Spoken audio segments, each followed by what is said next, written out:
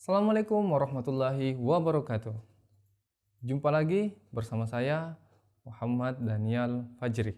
Oke, pada video kali ini kita akan membahas praktikum analisis sterilitas suatu sediaan steril dan alat kesehatan. Sama halnya dengan uji mikrobiologis, pada dua praktikum sebelumnya, sediaan steril harus diujikan kesterilitasannya sebelum diedarkan ke pasaran atau ke masyarakat. Mengapa demikian? Sediaan steril ini diberikan atau rute pemberiannya melalui saluran atau organ yang tidak boleh ada kontaminasi di dalamnya. Contohnya, mata dan pembuluh darah. Apabila di dalam sediaan yang kita berikan kepada pasien itu terkontaminasi oleh mikroorganisme, baik patogen maupun non-patogen, akan menyebabkan hal-hal yang tidak diinginkan, seperti terjadi infeksi, penyumbatan pembuluh darah, yang jika fatal akan menyebabkan kematian. Nah, dari prinsip uji sterilitas adalah pertumbuhan jasad renik pada media uji atau media pertumbuhan yang diinokulasi dan diinkubasi pada suhu yang sesuai. Dasar kita melakukan pengujian sterilitas, sediaan steril, dan alat kesehatan adalah Farmakope Indonesia edisi 5 pada halaman 1359 sampai 1366. Berdasarkan panduan atau dasar pengujian pada Farmakope 5, ada beberapa tahap yang harus kita lewati pada uji sterilitas sediaan steril, yaitu 1. Pengambilan sampel berdasarkan jumlah wadah dalam batch. 2. Pengambilan sampel berdasarkan volume atau berat zat uji dalam wadah. 3. Uji fertilitas sampel. 4. Uji efektivitas medium. 5. Uji sterilitas medium. 6. Uji sterilitas sampel. Dan yang terakhir adalah interpretasi data. Baiklah, mari kita telaah satu persatu dari tahapan tersebut. Maksud dari tahapan ini adalah kita menentukan jumlah sampel yang diujikan dalam satu kali produksi sampel berdasarkan nomor batch-nya. Mari kita telaah tabel berikut. Dalam tabel, kita dapat lihat berdasarkan jumlah diproduksi dalam satu batch. Jika produk yang diproduksi dalam satu batch kurang dari 100, maka jumlah sampel yang wajib diujikan adalah 10% dari total atau 4 diambil yang paling besar. Jika jumlah wadah yang diproduksi tidak kurang dari 100, namun tidak lebih dari 500, maka jumlah wadah yang diujikan adalah sebanyak 10 wadah. Dan terakhir, jika jumlah wadah yang diproduksi dalam satu batch lebih dari 500, maka jumlah yang diambil untuk diujikan adalah sebanyak 2% atau 20% diambil yang kecil. Contoh, suatu pabrik farmasi memproduksi 2 sediaan steril, sampel A sebanyak 30 wadah dengan nomor batch yang sama, dan sampel B sebanyak 80 wadah dengan nomor batch yang sama. Nah, di sini kita perlu ingat 10% atau 4 diambil yang lebih besar. Oke, 10% dari sampel A adalah 3, artinya jumlah kurang dari 4, maka jumlah wadah yang diujikan sebanyak 4 buah. Sedangkan 10% sampel B adalah 8 dan lebih besar dari 4, maka jumlah wadah yang diujikan sebanyak 8 buah. Nah, begitu juga dengan dua persyaratan lainnya.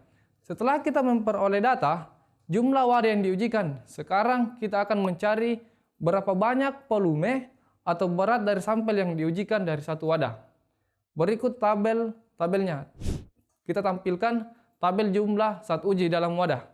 Nah, dari tabel ini kita dapat simpulkan bahwa sampelnya dapat berupa cairan atau padatan. Untuk sampel cairan, bila sampel kurang dari 1 mili, baik untuk uji bakteri dan fungi, semua sampel dalam wadah diuji. Bila sampel tidak kurang dari 1 mili dan tidak lebih dari 4 mili, maka baik untuk uji bakteri dan fungi. Hanya setengah dari total volume yang diujikan. Untuk sampel steril dalam bentuk padat, jika sampel beratnya kurang dari 50 mg, maka semua isi yang akan diujikan, baik untuk uji bakteri dan fungi, Jika sampel tidak kurang 50 mg, tidak lebih dari 220 mg, maka baik untuk bakteri dan fungi adalah separuh dari berat sampel. Uji fertilitas ini adalah untuk melihat pertumbuhan dari mikroorganisme patogen yang dipersyaratkan oleh farmakope, yaitu bakteri Bacillus subtilis dan bakteri Clostridium sporogenus, serta fungi Candida albicans.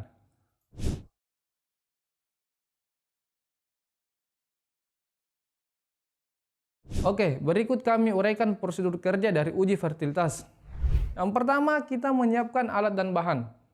Pertama, medium yang digunakan ada dua, yaitu medium fluid thioligucolat medium atau FTM, tritic soy broth atau TSB.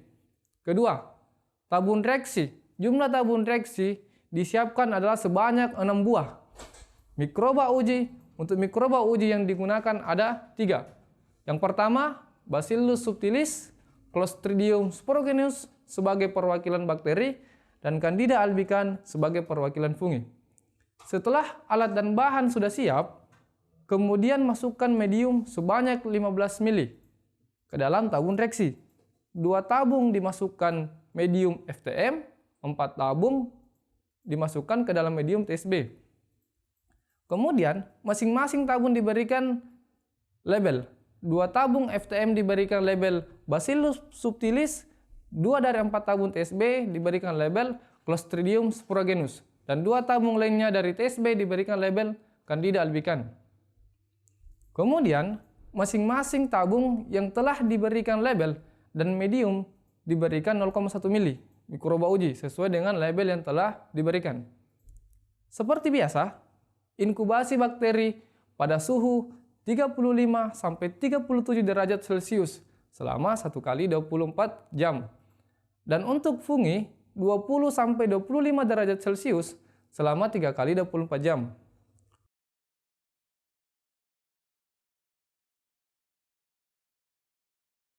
Untuk uji efektivitas medium sama halnya dengan uji fertilitas, namun ada tambahan pengerjaan. Sebelum diinkubasi, pada masing-masing tabung reaksi ditambahkan 1 ml sampel yang akan diujikan.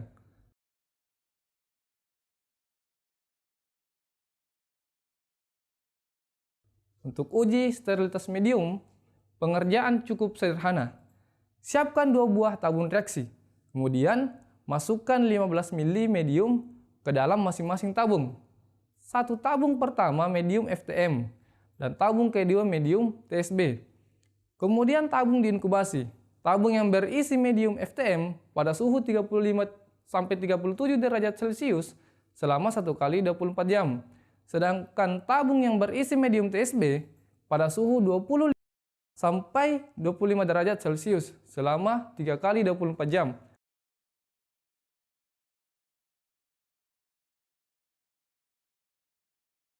Nah, pada uji inilah kita mengujikan sampel pada medium untuk melihat ada atau tidaknya kontaminasi pada sampel. Langkahnya, siapkan 2 tabung untuk setiap wadah yang akan diujikan. Contoh, jika pada persyaratan pertama diperoleh jumlah wadah yang diujikan adalah sebanyak 4 buah, maka tabung disiapkan sebanyak 8 buah. Karena setiap wadah akan diujikan pada 2 macam medium, yaitu medium FTM dan medium TSB. Setelah tabung siap, masukkan sampel ke dalam masing-masing sampel. Jumlah yang dimasukkan sebanyak persyaratan volume atau berat yang diambil pada setiap wadah. Kemudian, masukkan medium FTM pada tabung yang pertama dan TSB pada tabung yang kedua, hingga volume dalam tabung sebanyak 15 ml. Setelah itu, inkubasi.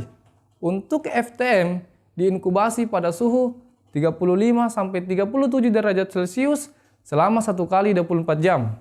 Dan untuk medium TSB pada suhu 20–25 derajat Celcius selama 3 kali 24 jam.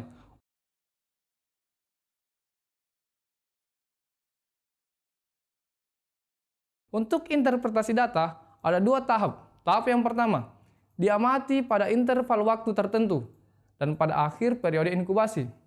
Bila tidak ada pertumbuhan, dikatakan memenuhi syarat sterilitas.